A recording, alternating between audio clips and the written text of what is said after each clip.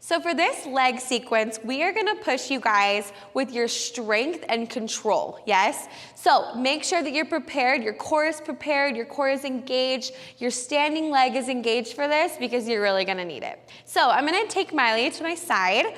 She's gonna face the side and lift one leg up in the air into an arabesque position, okay? Making sure that she's really pulling this left shoulder back and thinking about connecting her toes with her shoulder. From here, she's gonna penche by really lifting her toes all the way up until she's fully up. From here, she's gonna rotate her hip into a second position, brushing across, sweeping the floor briefly, and back up into her tilt, pulling her arms out in an L position as she comes down, okay? This is super fun, especially if you're like loving penches and you're doing really good. It's a fun little twist to just add that extra element, make it a little bit harder. Good luck, you guys.